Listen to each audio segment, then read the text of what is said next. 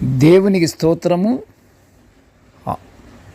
అనుదిన వాక్య ధ్యానమునకై ఈరోజు 2024 సంవత్సరము సెప్టెంబర్ నెల 11వ తారీఖు. ఈరోజు ధ్యాన వాక్యము పరిశుద్ధ గ్రంథము నుండి కీర్తనల గ్రంథము 147వ సంకీర్తన 14వ వచనాన్ని మనం ధ్యానించుకుందాము. నీ సరిహద్దులలో సమాధానము కలుగజేయువాడు ఆయనే, మంచి గోధుమలతో నిన్ను తృప్తిపరచువాడు ఆయనే. ప్రియ దేవుని బిడ్డలారా, ఈరోజు ధ్యాన వాక్యము దేవుడు అనుగ్రహిస్తున్న సమాధానం గురించి మనం ధ్యానించుకుంటున్నాము. లోకములోని మనుషులపై దేవుడు ఆశీర్వాదాలు కురిపిస్తున్నాడు అని పరిశుద్ధ గ్రంథము సెలవిస్తుంది. ప్రజలు నానా రకముల ఆశలు పెంచుకొని వాటి వలన ప్రయాసముతో మోయుచున్న భారాన్ని తీసివేసి విశ్రాంతి కలుగు చేస్తాను, రండి నా వైపు తిరగండి అని ప్రభు సెలవిస్తున్నాడు.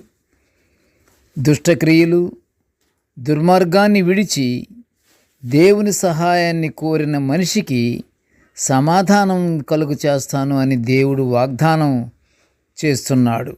ప్రియ దేవుని బిడ్డలారా, దేవుని వాగ్దానము మారదు.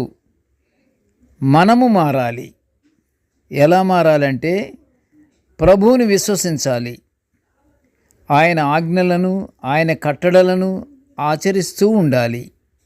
అప్పుడు మన సరిహద్దులలో సమాధానము, నిత్య సంతోషాన్ని తప్పకుండా దేవుని అనుగ్రహంతో పొందుకుంటాము. మనకు సమృద్ధిగా ఆహారాన్ని అందించి మనలను తృప్తిపరచే ప్రేమగల తండ్రి మనకున్నాడు. మరి మనం కూడా దేవుని యొక్క ప్రేమ ఎలాంటిదో అలాంటి ప్రేమ కలిగి వినయము, సహనము, ఓర్పు కలిగి తండ్రిని మహిమపరచాలి. మనల్ని ఏ విధంగా అయితే సమృద్ధిగా మనకు ఆహారాన్ని అందించి నిత్య సుఖ సంతోషాలు మనకు అందిస్తున్న మన తండ్రికి మనము మహిమపరిచేది ఏమిటంటే ప్రేమ, వినయం కలిగి ఉండాలి, సహనము, ఓర్పు కలిగి ఉండాలి. అలా కలిగి ఉంటే తప్పకుండా దేవుని మనము మహిమపరుచుతున్నామని ఉద్దేశము. యెహోవా దేవుని యందు భయభక్తులు కలిగి ఆయన త్రోవల యందు నడుచు వారందరూ ధన్యులు అని కీర్తనకారుడు 128వ సంకీర్తన 1వ వచనములో కీర్తిస్తున్నాడు. అదేవిధంగా మనం ధన్యత పొందుకున్న వారికి సమాధానం కూడా అనుగ్రహించబడుతుంది. ధన్యత, కృప రెండు జంట. తప్పకుండా మనం ధన్యత పొందుకున్నామంటే కృప కూడా దేవుని దగ్గర నుంచి మనపై వర్షింపబడుతుంది. దేవుని కృపగాని వర్షింపబడితే మనకింకా ఎంత ఆనందము. ధన్యత పొందిన వానికి మేలు కూడా జరుగుతుంది.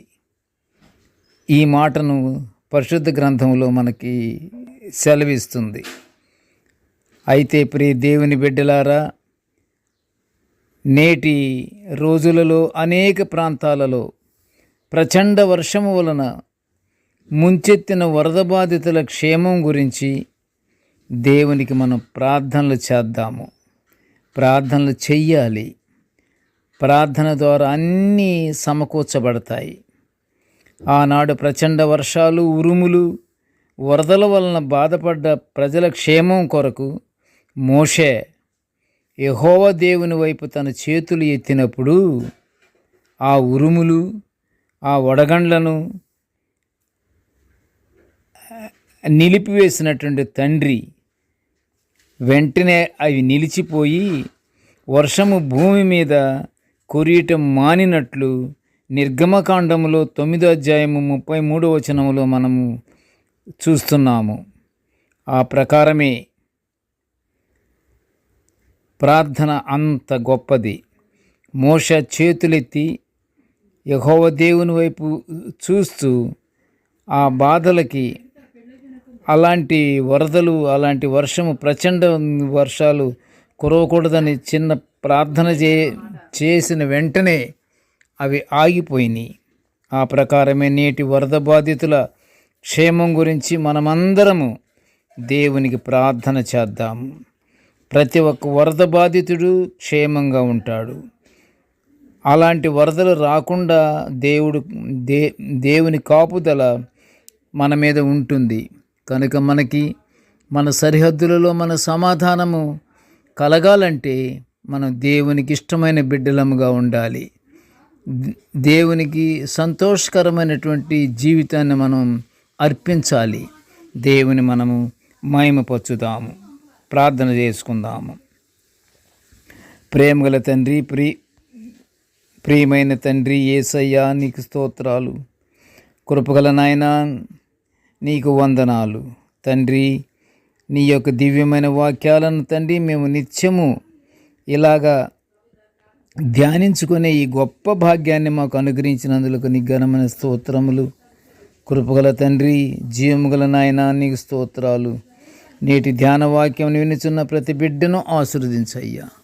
ఇదిగో తండ్రి, మాకును మా సరిహద్దులలోనూ దేవ సమాధానము కలుగు చేసి మంచి ఆహారముతో మమ్మలను తృప్తిపరచుచు దేవా, నీ యందే మేము ఎల్లప్పుడూ దేవా నిన్ను స్తుతించుకొనుచు నీకు కృతజ్ఞతాస్తుతులు చెప్పుకునే భాగ్యాన్ని మాకు అనుగ్రహించమని ఈ మనవులన్నీ యేసయ్య పుణ్యనామమున వినయముగా వేడుకొనుచుంటున్నాము తండ్రి.